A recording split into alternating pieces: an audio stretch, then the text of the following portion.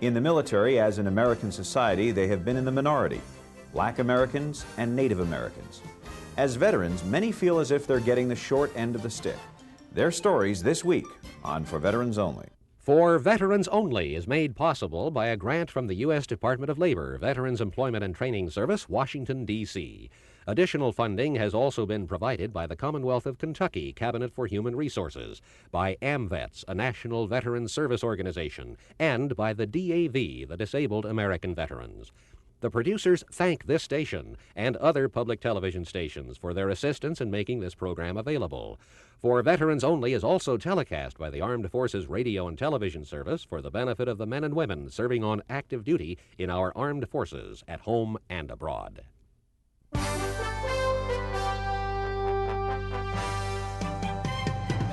For Veterans Only is a national television news magazine for America's veterans and a presentation of Veterans Productions USA. Our feature stories on Native American veterans and black veterans in America coming up in a moment. But first, a special report from Jim Clay on the flag. It is the symbol of the freedom our veterans have fought so hard to protect over the years.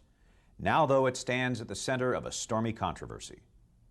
The recent Supreme Court decision regarding flag burning has, not surprisingly, ruffled the feathers of our nation's veterans. Why the Supreme Court ever even considered voting the way they did, I'll never know. Amen. It's an outrage, and the Supreme Court should be reprimanded in one way or another for that decision.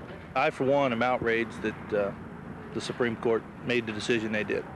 And I support the resolution that the VFW convention in the state of Kentucky passed to send a letter to them stating that outrage, not only myself, but the rest of the veterans. Speaking before the 71st Annual Department of Kentucky American Legion Convention, National Commander H.F. Sparky Gerke gave the American Legion's viewpoint on this hot issue. We in the American Legion have as part of our preamble, as you know, to uphold and defend the Constitution of the United States of America, to maintain law and order. And so the Supreme Court of the United States has spoken on this issue. We do not agree with them, but we recognize that that is now the law of the land. And so we believe that if we're going to prevent the burning of our flag with impunity in this nation, that the only way to do it is to secure the passage of a constitutional amendment, which will make the Constitution clear that this is not protected under the First Amendment or any other portion of the Constitution. Commander Gerke also expressed concern over the declining number of veterans serving in Congress and the effect that may have on future veterans legislation. The fact of the business is that the people who have served are naturally going to have a warmer feeling toward veterans than the people who have not had that experience.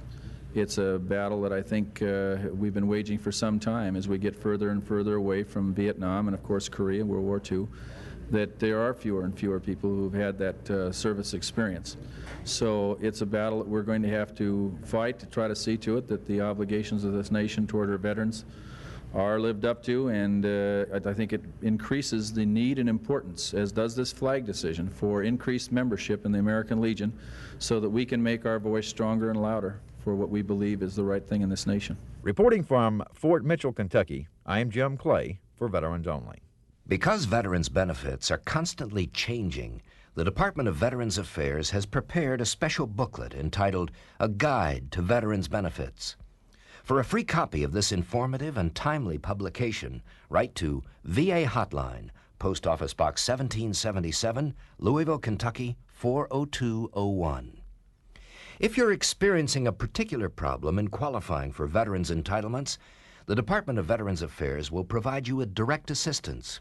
Address your correspondence to VA Hotline, Post Office Box 1777, Louisville, Kentucky 40201.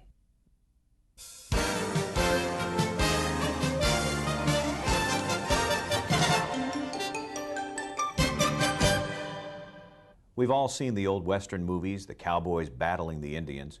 To this day, our image of the Native American may be influenced by those old stereotypes.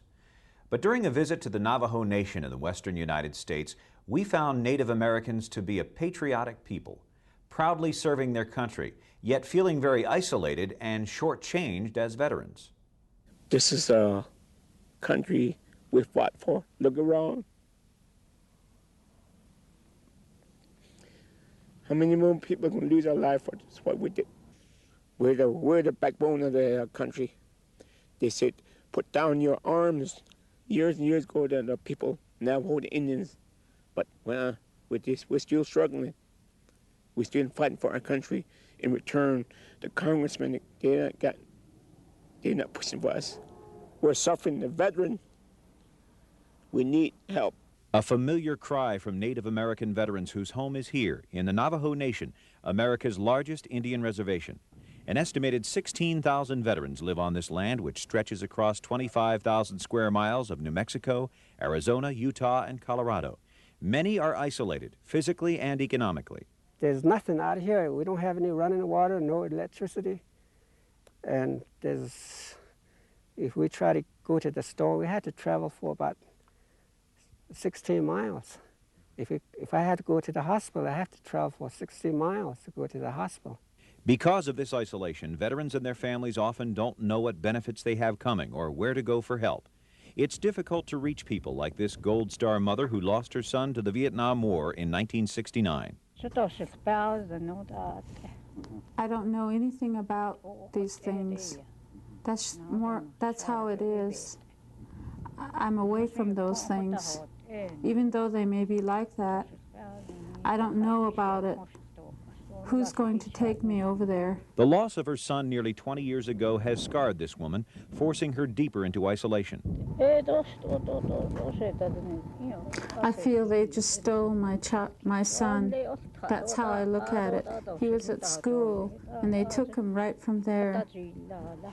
That's what they did. For that reason, I'm very sad. Whenever I'm asked about it, all I can do is cry.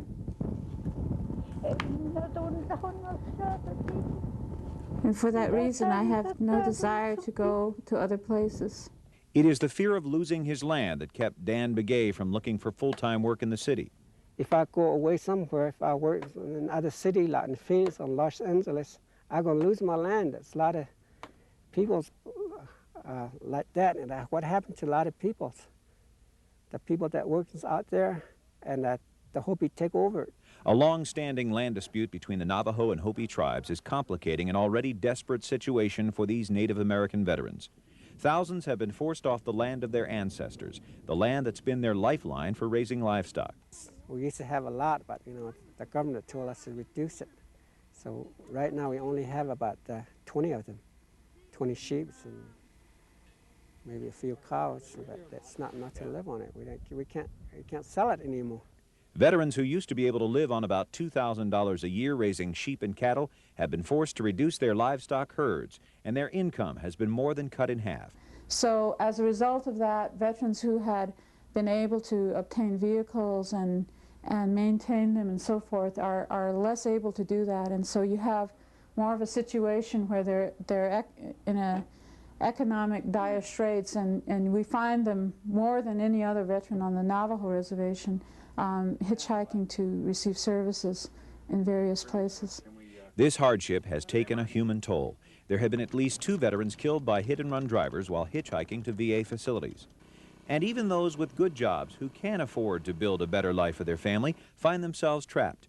As an Army sergeant in Vietnam in 1967, Paul Rock was a hero. He helped save the lives of his comrades. Today he lives with his wife Arlene and 7 children in a tiny Navajo hogan. Because they live on land where new construction has been frozen due to the land dispute, their VA eligibility for a home loan means nothing.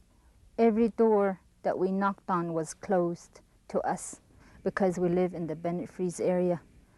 We can't get electricity, we can't get running water. Even when they try to buy a mobile home, the Rocks run into roadblocks. They always ask us if we have paved roads. Since we're buying it through the VA loans, we have to have a paved road, we have to have running water, electricity, fire station nearby. We don't have those things out here. The Navajo Nation has its own veterans office independent of the VA. But field service officers like Gene Little have thousands of square miles to cover, most of it on rough roads, often impassable in bad weather. And it's almost impossible to reach and help all those in need. Makes it very difficult because 300 to 400 miles a day driving, it requires at least anywhere from a half a day to a whole day. Things are getting better. More money is being funneled into veterans programs. This office first opened in 1971 with a budget of just $22,000. For next fiscal year, there will be more than $3.5 million to work with. New funds have come from the state of Arizona for veterans housing. More than 120 homes have been built in the past year. But for those veterans living deep in the heart of the reservation, their veterans benefits are out of reach. They have to travel 400 or 500 miles to Albuquerque VA Medical Center or to Phoenix, Arizona, which is about a 6-hour drive from Flagstaff. And before you can get to Flagstaff, you have to fight your way out of the remote area, especially during adverse weather conditions. Jackson Gibson and his staff of 15 can only do so much to try to connect these veterans with the benefits they've earned.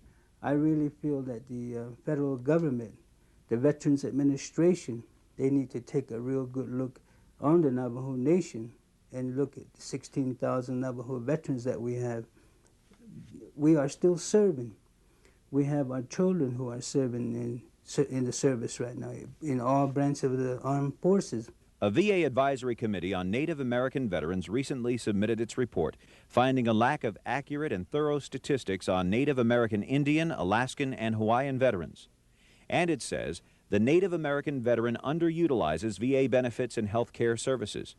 The report singles out the Department of Interior's Bureau of Indian Affairs for a lack of interest or concern for the problem. These proud Americans served their country well, earning high honors for that service, from the Distinguished Service Cross to the Purple Heart. Many fought and died. Others are still fighting for what is rightfully theirs as veterans, as Americans. We were brave. I was a hero in Vietnam. We were heroes in Vietnam. But out here, we nothing. When we came back, we nothing. In Vietnam, we dropped blood. Out here, we dropped tears. We're nothing. Nobody wants to listen to us.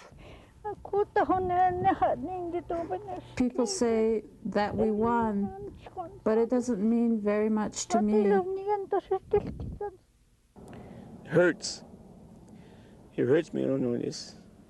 I came here this morning, Sunday, and was very respect to my brother, Alvin Chester. We're still patriotic. We'll go to Korea and serve. We'll go anywhere and serve our country. But what we want the federal government to do is remove some of those federal laws and policies so we can use those benefits that we've earned. And we are the natives of this country. And they're trying to make us feel like dirt. They're making us feel like we're not worth nothing. But we fight their wars. We fight for their country. We fight for the flag. We stand under the flag. We stand by the flag. So we are 100% Americans. With Native American veterans on the Navajo Nation, I'm Brian Patrick, reporting for Veterans Only.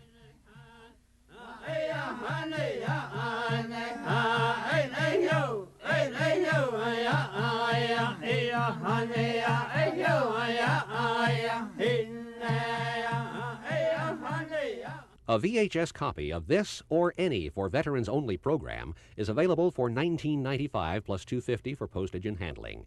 To order, please specify subject matter and content of the program. Your VHS cassette can be obtained by sending a check or money order to Videotape, care of For Veterans Only, P.O. Box 1777, Louisville, Kentucky 40201. Or call area code 606-283-8170 for additional information. Like Native American veterans, black veterans struggle with special problems. Some are similar, some are unique to their situation. Mike Victor reports. These black Americans have more in common than skin color. They're all Vietnam veterans, they still face readjustment problems, and they meet weekly to search for solutions. In the past 18 months, almost 500 black veterans have attended these meetings at the Cincinnati VA Outreach Center. The coordinator, Bernie Evans, is a veteran himself. His job of listening is a tough one because he has few of the answers. Because of being a Vietnam veteran, I was turned down many, many times, and not able to find a decent job. And it got to the point that if I was going to provide for them 2 kids that I had to come to the point to deny that I was in the service, period. And from 1969 into 1985, these folks had almost convinced me that I was malingering until they went in my feet at the 1st of 85 and pulled out a little small piece of shrapnel just like that. When I had my first flashback, I was on the job, and they had me go through independent psychiatric evaluation. At that particular time, it was like 70, latter part of 74, first part of 75. One feeling I can say, I was always scared. I'm not, you know, I always tell anybody. I'm still scared. You know, if you ever hear anybody who say they never was scared, they was in combat, they lied or they was crazy. For some of these veterans, the thought of tomorrow is even scarier than the memories of Vietnam. Many face the future penniless, jobless, and homeless, and for others, it's even worse than that. This is the London Correctional Institution near Columbus, Ohio, which is home to about 1,900 inmates. While America's population is only about 20% black, here it's about 50% black, and hundreds of them are veterans. Chapter 177 of the Vietnam Veterans of America is made up solely of incarcerated veterans, and some of them talk with us about the problems of being a black veteran. Joe Oglesby fought in Vietnam in 1968. Now his enemy is the clock as he serves time for manslaughter. Do you connect your service in Vietnam and the experience that brought you to prison? Yes. How?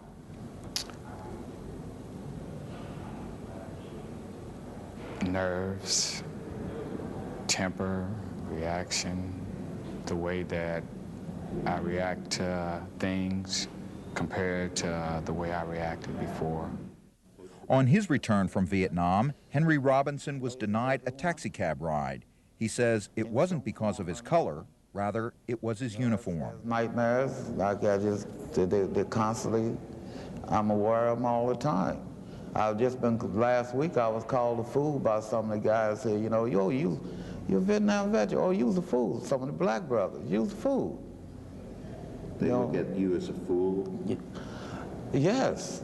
Some people in the black community looks at a Vietnam soldier as a fool, especially a black one. What were you fighting for? This group of veterans is only a fraction of the membership of the Vietnam Veterans of America chapter in this prison. It is the first such organization of incarcerated veterans in Ohio and one of the first in America. I think many of the black veterans are concerned about dealing with the past. They seem to have a bigger role in frontline operations. Many of them seem to think that the VA was not there to help them when they came back. Many of them feel like the VA is still not there to help them. And I think that's part of our obligation with the VVA is to act as a, as a source for them, a buffer to help them find the help that they need.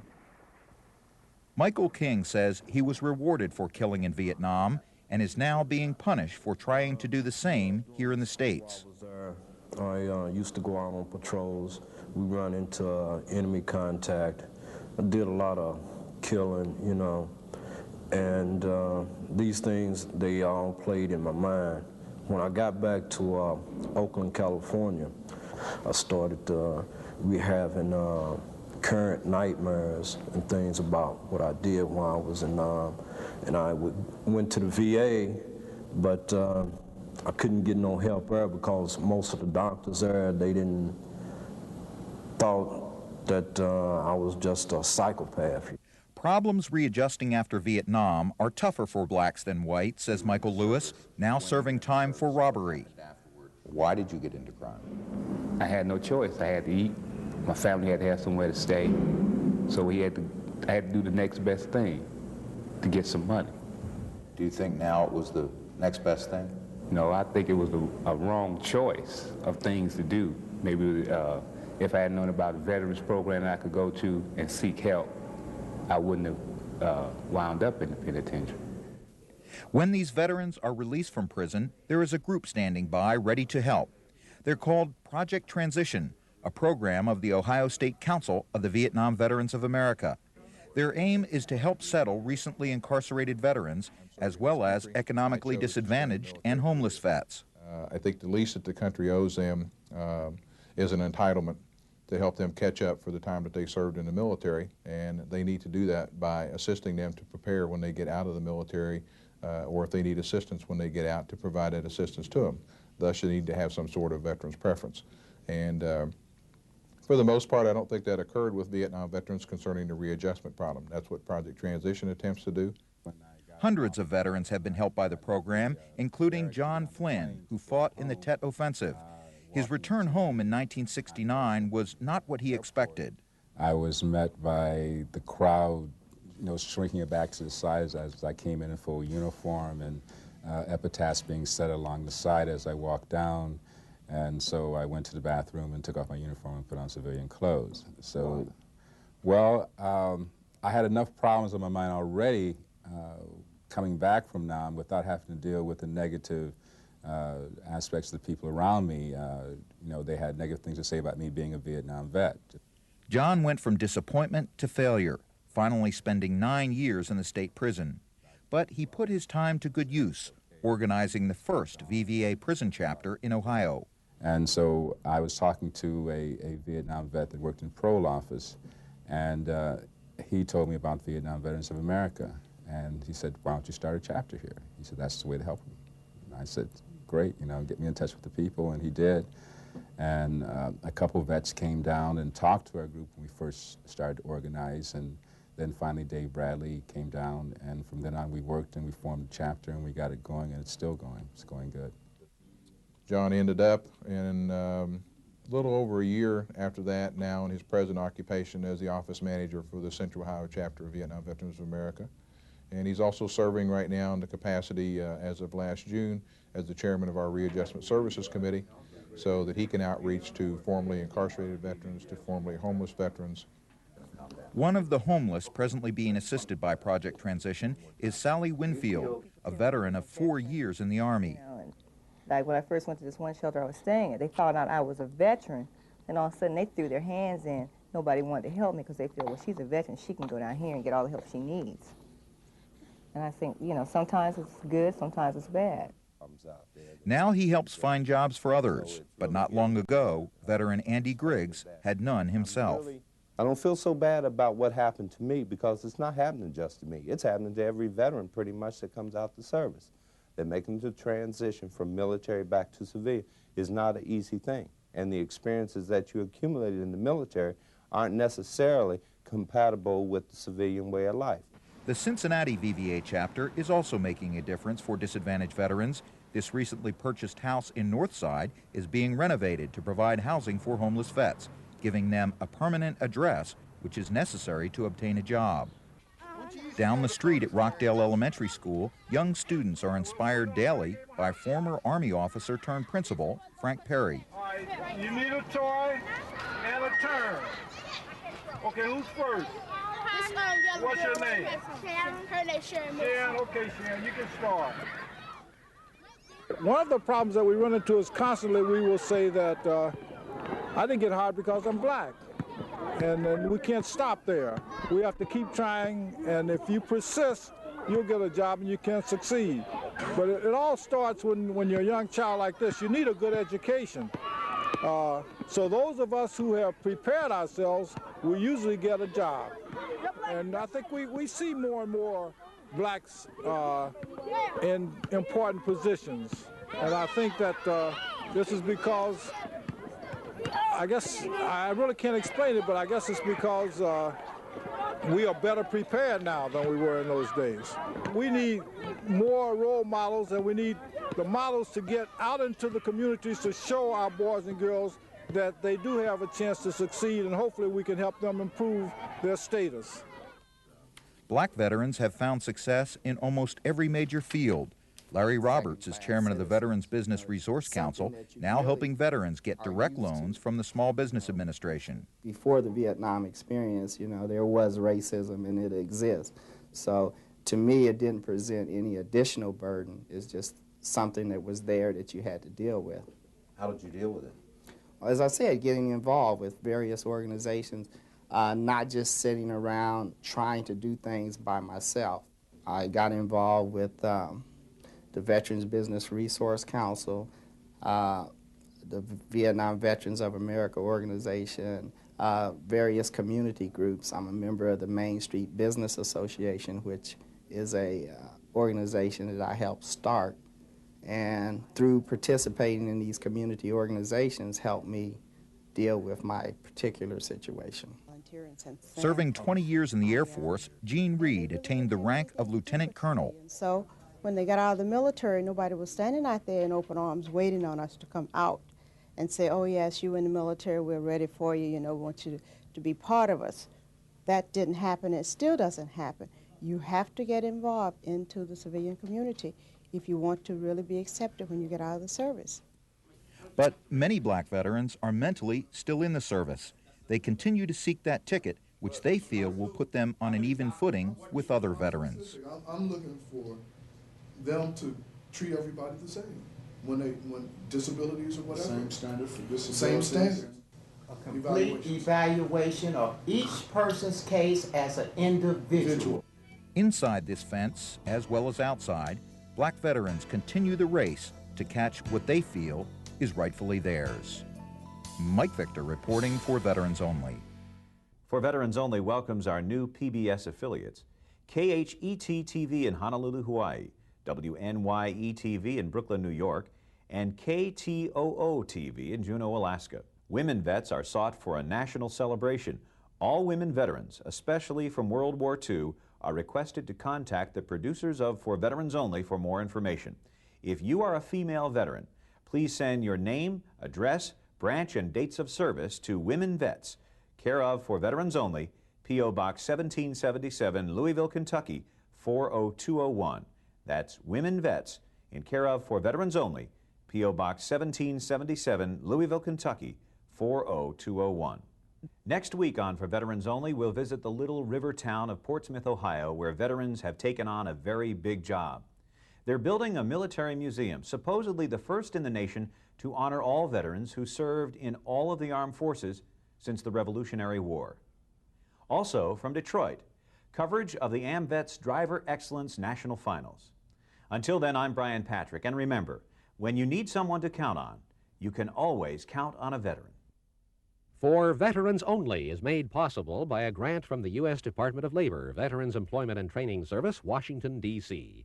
Additional funding has also been provided by the Commonwealth of Kentucky Cabinet for Human Resources, by AMVETS, a national veteran service organization, and by the DAV, the Disabled American Veterans. The producers thank this station and other public television stations for their assistance in making this program available. For Veterans Only is also telecast by the Armed Forces Radio and Television Service for the benefit of the men and women serving on active duty in our armed forces at home and abroad.